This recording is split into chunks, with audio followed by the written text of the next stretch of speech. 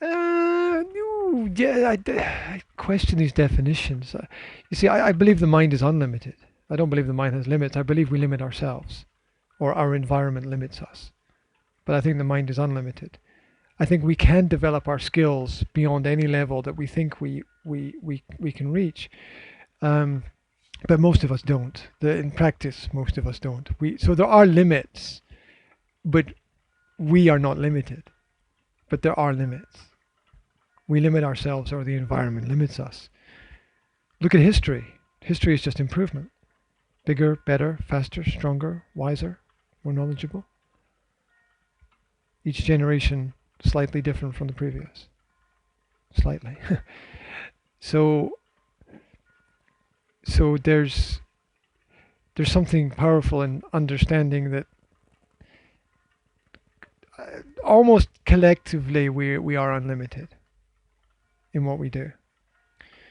Roger Bannister, 4 Minute Mile. First person to do it. Now school kids do it. Yeah, that's just one of millions of examples of constant betterment in human society. Um, the point I wanted to make about the grades, marks, and results is, let me simplify it. If someone gets a 1 in mathematics and a 3 in biology, what are they going to study in the future? Okay, let me make this easy. If they get a 1 in mathematics and a 3 in biology, they're going to study mathematics in the future. What do they need to study? Right? So your theory is great. It's the same as my theory. But the practice, how it actually works in reality, is different from that. Because we are encouraged to do that which is easiest for us, which might be what comes most naturally to us. And for a lot of people, it is. And therefore, we meet this problem, which is we grade results, but we don't grade effort. We grade results, but we don't we don't grade effort. Effort. Effort, the energy that you put into it. We don't grade effort. We measure where we are, but nobody measures how far you have come. And that's what makes the great difference. Yeah. One of my students last year finished medical university to graduated as a doctor, and I knew this student for a long time, for 10 years. I knew this student. And I said, "This is fantastic. You've finished university. You have graduated as a doctor. What an amazing, what an amazing thing to do. I mean, that's like 5 years of hard study, right? It's more than I did, right?"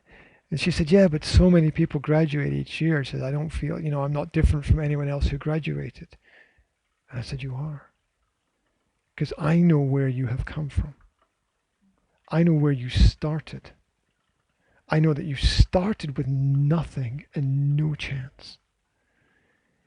And you finished at the same level as all of these people who started with everything.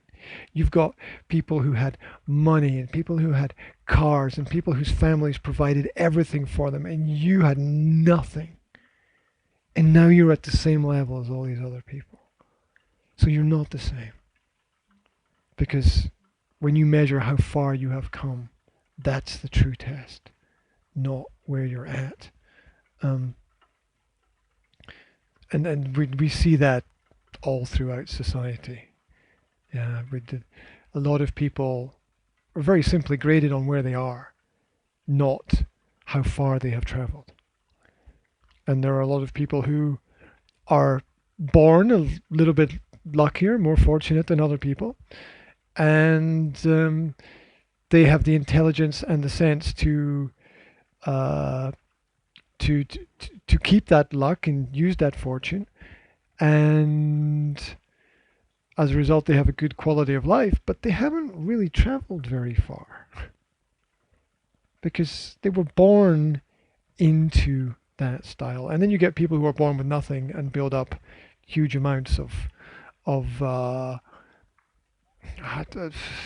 I don't want to say huge amounts of wealth. I don't mean that in terms of money. I mean in terms of maybe businesses that support people and networks and friendships and charities and other organizations and things that are really useful. So until we find a way to measure how far a person has come, the results are not complete. They're good, but they're not great. And so um, this this focus is very important. You get people who are really successful but have actually gone backwards because they came from a situation which is even more successful, and they're still successful in their life, but they haven't actually taken a step forward.